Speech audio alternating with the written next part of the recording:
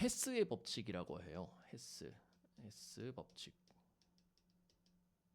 헤스 이거 맞나 모르겠네. 자, A 반응과 뭐 B 반응이 있을 때 아까처럼 A와 B를 거쳐서 가는 반응은 A 플러스 B로 C의 그 반응을 구할 수가 있다라는 요 법칙이 이제 헤스 법칙인데, 헤스 법칙을 활용한 풀이가 되겠습니다. 먼저 첫 번째 표준 생성, 우리의 이제 가지고 있는 데이터들을 식으로 한번 써보는 겁니다. 자, 첫 번째 표준 생성 엔탈피, 표준 생성 엔탈피의 화학 반응식은 뭐냐?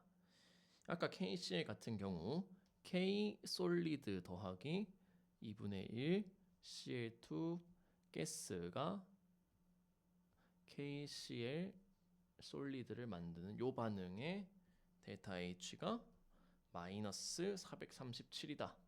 요거를 하나 알고 있는 거고, 자, 두 번째 식을 그대로 쓰는 겁니다. 자, K의 이온화 에너지는 그러면 어떻게 식이 나오냐? K 가스가 그지? K 가스가 K 플러스 가스 더하기 E 마이너스가 되는 델타 H가 418이다. 요거를 알고 있는 거고, 자, 세 번째 승화 엔탈피 같은 경우 K 솔리드가 K 가스가 되는 요 델타 H가 89라는 거고, 자, 네 번째 전자친화도, 아까 일렉트로 어피니티 이렇게 쓰겠습니다. 전자친화도는 화학 반응식으로 썼을 때 우리 CL이죠. 그러니까 CLE 가스가 Cl 마이너스 가스가 될 때 델타 H가 마이너스 349가 되겠죠. 자, 이때 마이너스를 써준 이유 생각을 하시고요. 마지막 다섯 번째 결합 엔탈피니까 사실 결합 엔탈피는 방향을 좀 뭐 왔다 갔다 하는데 여기 양수값으로 나와 있으니 결합을 해리하는 방향으로 써봅시다. 그럼 Cl2 가스가 ECL이 될 때의 델타 H가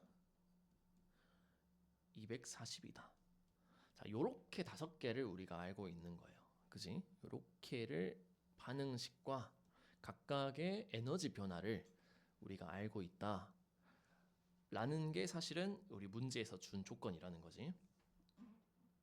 그러면 우리가 알고 싶은 격자 에너지에 대한 화학 반응식을 적어보는 겁니다. 그러면 K 플러스 가스와 Cl 마이너스 가스가 KCl 솔리드가 되는 반응의 델타 H를 우리가 알고 싶은 거잖아. 그지? 그러면 여기서는 물질만 조합하면 돼요.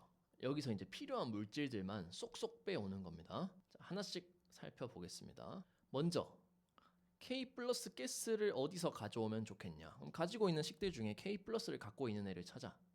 여기 보이죠? 이온화 에너지에 있지?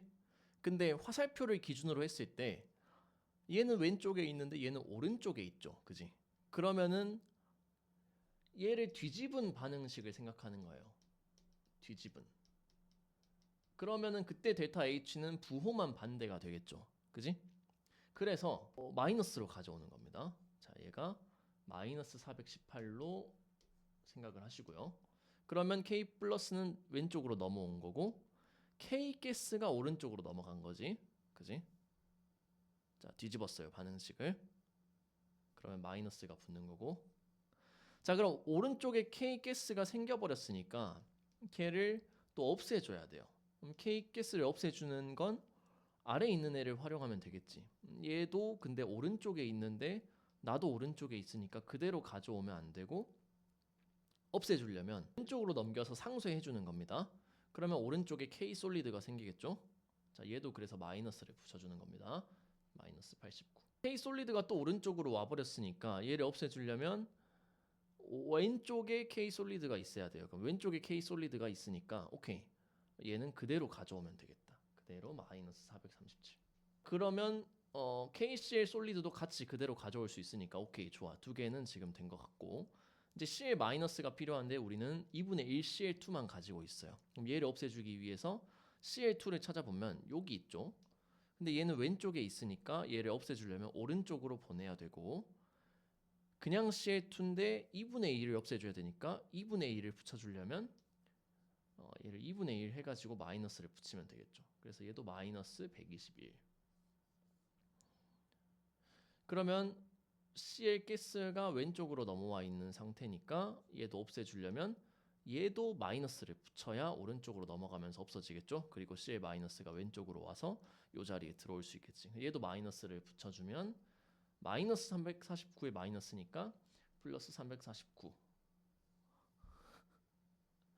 요렇게 하면 이거 그냥 더하기만 하면 되거든요. 이거 더하면 아까 그 값이 그대로 나올 겁니다.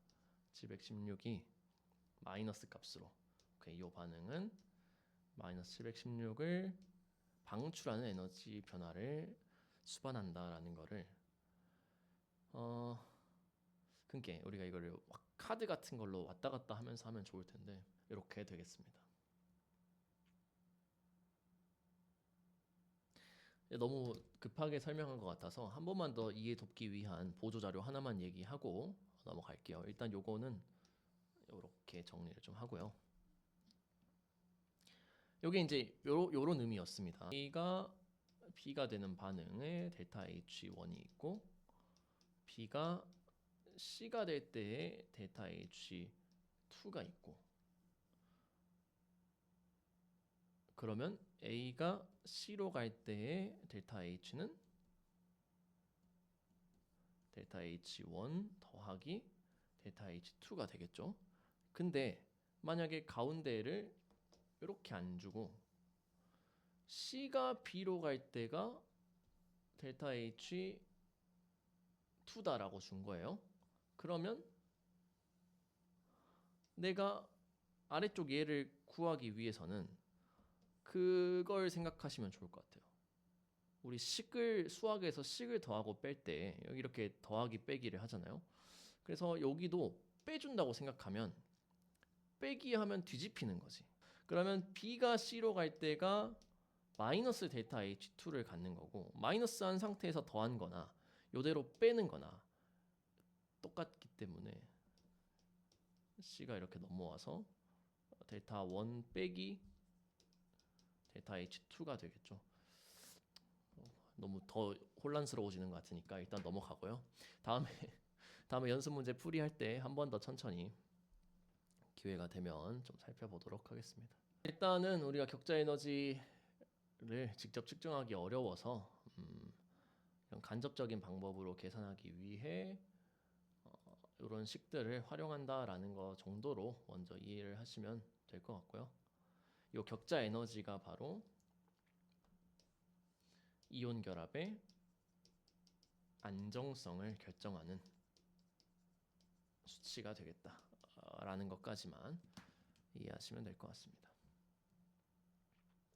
자, 근데 이제 어떤 사람이 이런 생각을 한 거예요. 야, 격자 에너지가 그렇게 중요하면 우리가 꼭 실험으로 측정하지 말고 좀 이론적으로도 어떤 관계식을 통해 얘를 계산해낼 수 있는 애는 없냐, 실험 말고 라는 생각을 가지고 얘를 계산하려는 시도가 있었어요. 그래서 그게 우리 교재에 나와 있어서 그거 소개하고 넘어가면 될 것 같습니다. 자, 여기 이제 그 식이거든요. 자, 이런 식으로 우리가 격자 에너지를 계산해 보자라고 어떤 사람이 제안해 준 겁니다. 자, 식만 보면은 되게 복잡해 보이지만 그렇게 복잡하지 않아요. 복잡하지 않습니다. 자, 기본적으로 NA는 여러분이 잘 알고 있는 아보가드로 수 상수고요.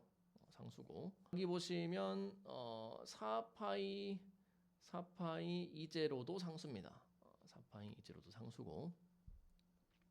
R0는 평형거리, 즉 결정을 이뤘을 때 각 이온이 그 왔다 갔다 하는 양이온과 음이온이 이렇게 결정을 이루고 있는 평형을 이룬 거리를 의미하고요. 위쪽에 Z+는 이때 양이온의 전하, Z-는 음이온의 전하가 되겠고, 거기에 이제 E가 붙어 있는 거고, 이것도 상수죠. 전하량 값이니까. 그래서 요것도 이제 크게 의미 없는 그냥 보른 지수 값은 설명 안 하겠습니다. 크게 의미 없어서 그냥 두고요. 중요한 건 요겁니다. 결정해서 거리를 재고 걔의 전하량을 알면 격자 에너지를 계산할 수 있다 라고 제안을 준 거예요. 여기 이제 M은 마델룽 상수 이 식을 제안한 마델룽이라는 분이 이것도 이제 문헌값으로 나와 있어요. 얘도 결정되어 있는 상수라고 생각하시면 될 것 같고 이렇게 제안을 한 겁니다. 이 식이 막 던진 거는 아닌 것 같고 자 뭔가 근거를 가지고 이렇게 적어 놓은 거예요. 하나씩 보겠습니다. 기본적으로 이 격자 에너지라는 건 정전기적 힘이죠. 정전기력이기 때문에 정전기력은 거리분의 Q제곱이죠. Q제곱 Q1, Q2 이렇게 나오니까 거리분의 Q1은 누가 되는 거예요? 양이온의 전하니까 Z2 플러스 2가 되는 거고요.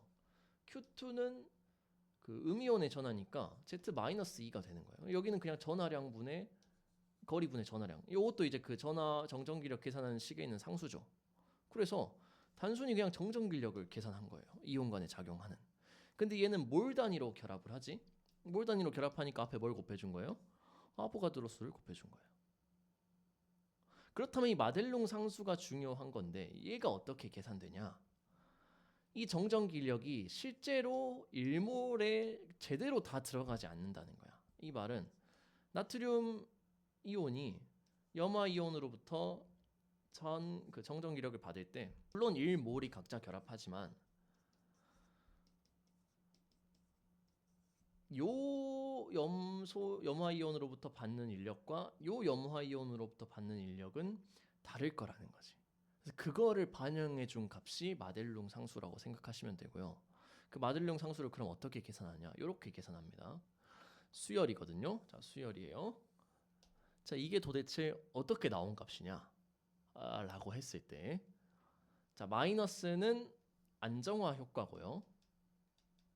플러스는 불안정, 다시 인력이고 얘는 청력을 의미합니다.